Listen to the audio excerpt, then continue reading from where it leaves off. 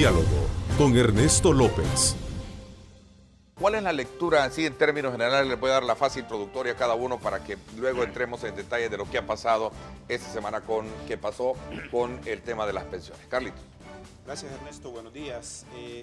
Bueno, la reforma de pensiones era un tema que veníamos hablando desde hace varios años, muchos problemas para ponerse de acuerdo y al fin se logró un acuerdo que, analizando los tres pilares fundamentales del tema previsional, pues es cierto que no se logró solucionar todos los problemas del sistema, pero sí en alguna medida se han logrado avances importantes, especialmente en el tema de crear una estabilidad en el valor de la pensión en el tiempo, que es un tema bien importante que se hablaba, que en el sistema que hoy es ya sistema anterior, el monto de la cuenta individual duraba muy poco y eso pues generaba un trauma para la población porque después de tener una pensión, qué sé yo, de $500 pasaba el resto de su vida con 207.60. De acuerdo al decreto aprobado ya no va a suceder así, en el valor de la pensión que le den cuando se retire va a tener hasta que termine sus días. Y otros elementos positivos que se han logrado, además de darle un poco de respiro al Estado, en el corto plazo, eso sí, hay que destacarlo porque no es tampoco la solución a todos los problemas fiscales del país, pero sí le da un espacio importante al gobierno para que comience a pensar más tranquilo acerca de medidas más sostenibles para solucionar de una sola vez los temas estructurales del país. A ver, don Mauricio. Bueno, buenos días. Roberto, gusto saludarte. Carlos, mucho gusto y felicitaciones a Funde, entiendo yo que están cumpliendo 25 años. 25 años de aprovecho, gracias también, qué aprovecho para sumarme a esa felicitación. Trasládalas a Roberto, ¿verdad? Claro que sí. Es un esfuerzo muy largo. Pues bien, refiriéndonos a las pensiones, yo creo de que esto nos ha dejado varias lecciones. Segundo lo que decía Carlos, que esto no fueron 18 meses de discusión. Hay personas muy cercanas, por amistad o por otras relaciones, que en lo personal yo vengo hablando de la necesidad de la reforma desde que conocí la reforma que se había hecho. Y precisamente yo siempre traigo este folletito que se nos dio allá en el año 96, siempre lo cargo. Sí, recuerdo que siempre lo trae. Yo siempre lo traigo porque ¿Por qué razón? Porque aquí están las mismas deficiencias, exactamente las mismas, van más subidas de tono unas que otras, pero la verdad que, por ejemplo, la gran deuda, cómo incorporar al sector informal para aumentar el número de cotizantes, el fondo de previsión, pero más que todo, darle esos derechos y esas coberturas a prácticamente el 70% de la población, porque esta reforma, vale decirlo, está beneficiando a un 14% hoy, de los actuales cotizantes y a un 24% que es la población económicamente activa. Si ante la ley sí, claro, todos somos iguales, claro. ¿Por qué los optados de aquella época tuvieron con Así ese es. decreto ese privilegio? Así es. ¿Y por qué ahora los que estamos dentro del paquete de optados vamos a tener un techo de $2.000 si es que realmente llegamos a tenerlo? Correcto. Perdóneme si ese es bien el planteamiento, porque no, está correcto. Yo creo que entonces, viendo la visión política que se puede tener sobre este aspecto, creo que los partidos políticos en esta ocasión salieron ganando todos, porque hubo un comportamiento y hubo una negociación, será porque se aproximan las elecciones, pero sí, hubo una prisa ahí en tratar de que en último momento sacar una cuestión con un consenso, porque tomaron en cuenta varios planteamientos, incluyendo el de los trabajadores, ¿no? Entonces agarraron un poquito para acá, hicieron como una síntesis de todos los planteamientos y sacaron algo que para mí está mucho mejor que el anterior. Está mucho mejor. Por supuesto no llena todas las expectativas, porque como dice Ernesto, pues hay unas cosas que están irregulares porque no ha habido un planteamiento de igualdad, hasta ahí, de equidad más que todo. Pero de ahí, por lo demás, pues yo vi hasta la señora embajadora de que dijo que estaba de los Estados Unidos, de que estaba muy conforme. He oído también sectores empresariales que también están allá, como dijo aquí mi amigo, allá hay algunos que están, porque no están todavía muy seguros de qué es lo que va a pasar con ellos, es que están todavía con la expectativa. Y esa excitación social que se puede dar, que se convierte en política después, es lo que hay que tenerle cuidado. Porque a mí, con lo que está pasando en Guatemala, por ejemplo, que se excitan las masas y después por cualquier tema explotan. Agarra fuego. Y agarra fuego la fuego. cosa. Entonces, por ahí donde hay que tener cuidado porque la parte previsional es importante. Pero más importante tal vez es incorporar a la gran masa que hay aquí de gente productiva en El Salvador. Aquí vemos un montón de gente que es bien productiva, pero que está desorganizada. ¿Por qué está desorganizada? Por la sencilla razón de que aquí organizarte cuesta más y desorganizarte cuesta peor. Entonces, cuando tú quieres poner una empresa, te cuesta. Y cuando tú pones una empresa, sos futuro contribuyente, aunque siempre contribuimos Claro. todos aquí, porque con el IVA nadie se escapa, ¿va? Sí. Pero hay que organizar ese 70% de gente informal que puede generar un montón de ingresos. Y eso tiene que ver ya con la parte fiscal y con el ordenamiento administrativo del país. Un país como el nuestro, pequeño, subdesarrollado, para que se desarrolle y para que se organice, pues el Estado tiene que jugar un papel muy importante, dando las facilidades para que la gente se organice. Entonces lo que se hizo fue precisamente lo más importante, el acuerdo, ¿no?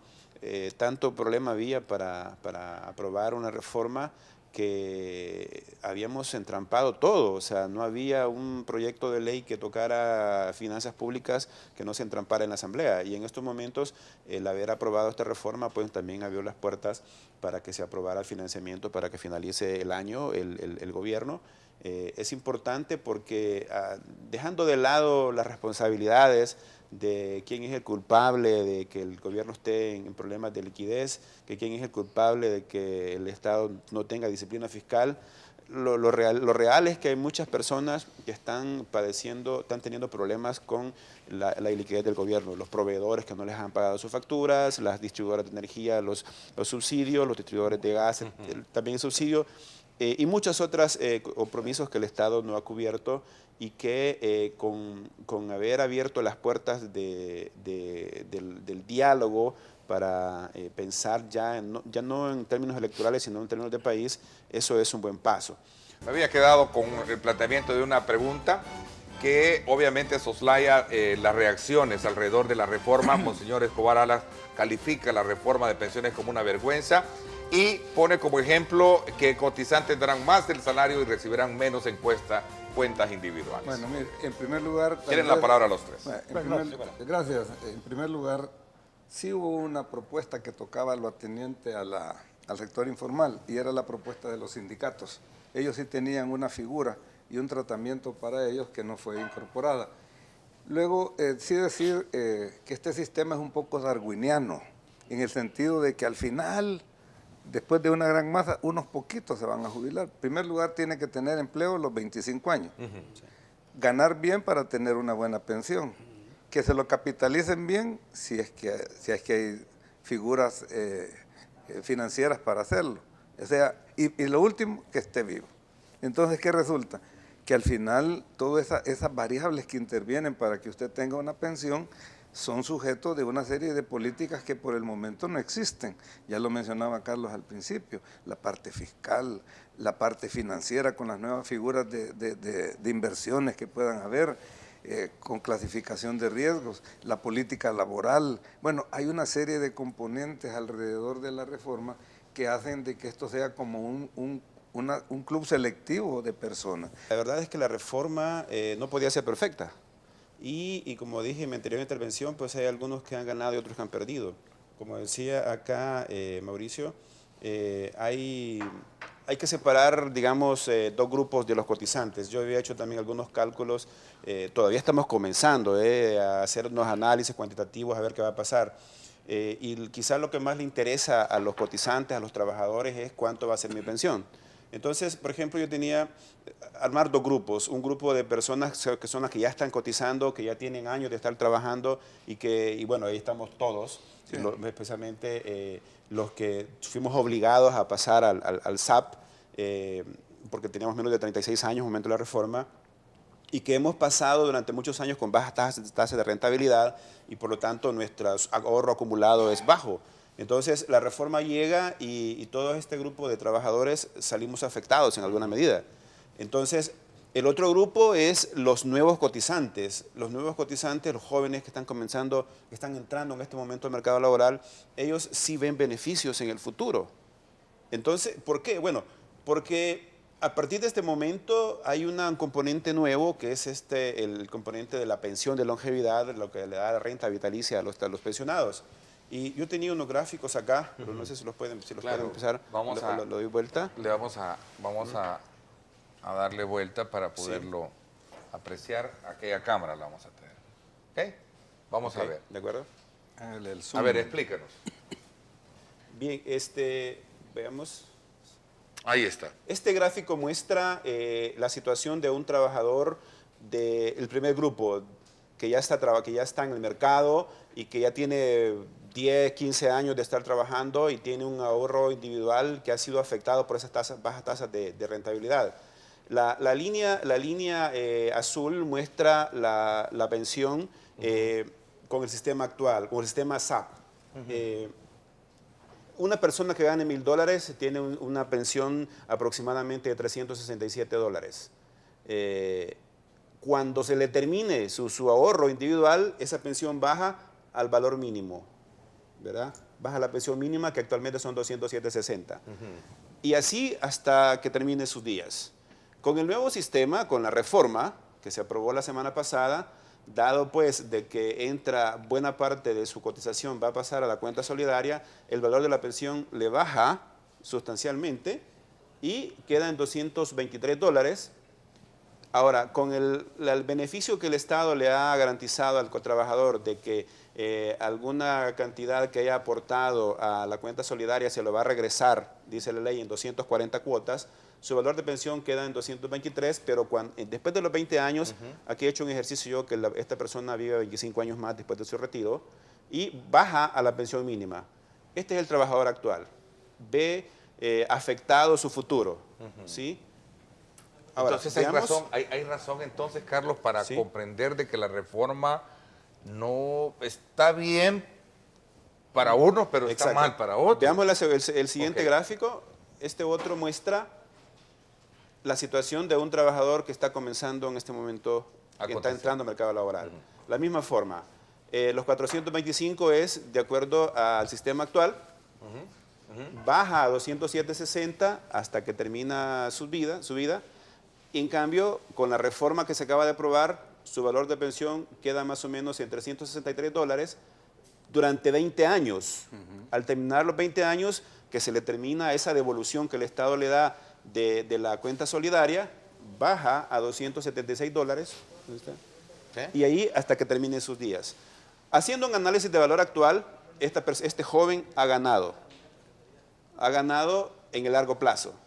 Ahí está, dependiendo de cuántos años va a vivir.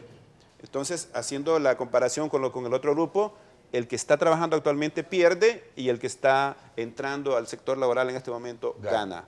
Las administradores siempre ganaron millones y los cotizantes centavos. ¿Es cierto esto? Dice acá, expliquen la verdad.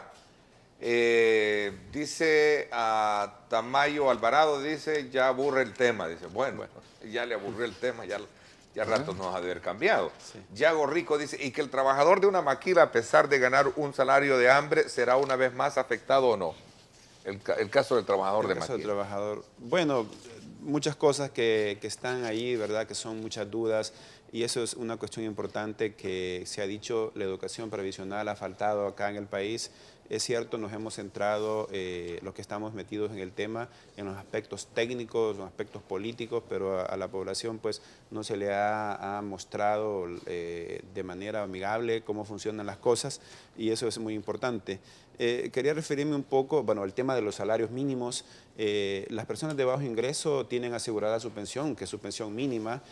Si hoy en día el salario mínimo son $300 y si una persona...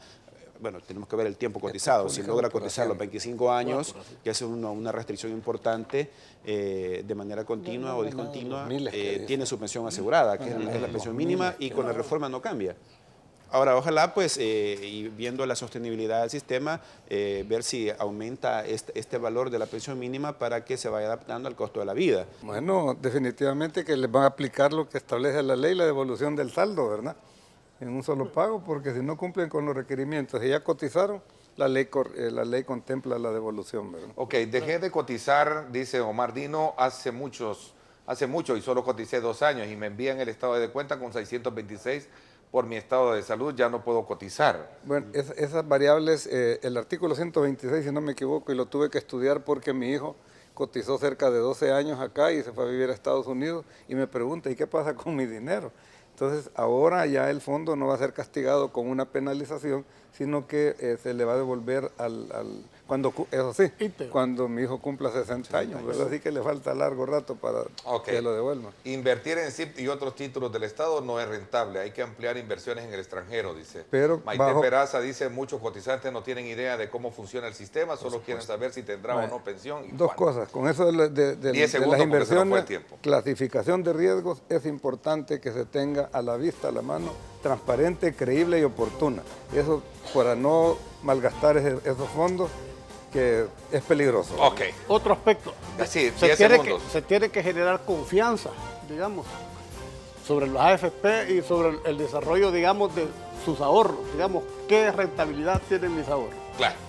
Gracias, Carlitos, por habernos acompañado. También gracias, don Mauricio. Gracias, Alberto. Muchas gracias. Urge el nuevo disco también para tenerlo acá en, ¿Vas a hacerlo por electrónico? No, ya se lo mandé. En nuestra videoteca. Gracias, les agradezco a nombre de todo el público que ha estado pendiente, muy atento de este tema. Podría parecer que no es importante, pero ahí nos vamos a ver de aquí a unos años. Ahí nos vamos a ver de aquí a unos años, si Dios lo permite, a unos meses. Gracias, pásenla bien y como siempre recuerden lo más importante, amar a Dios sobre todas las cosas.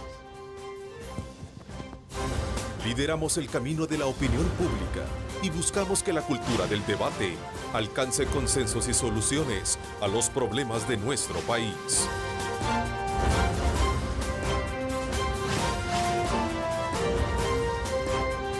Diálogo con Ernesto López.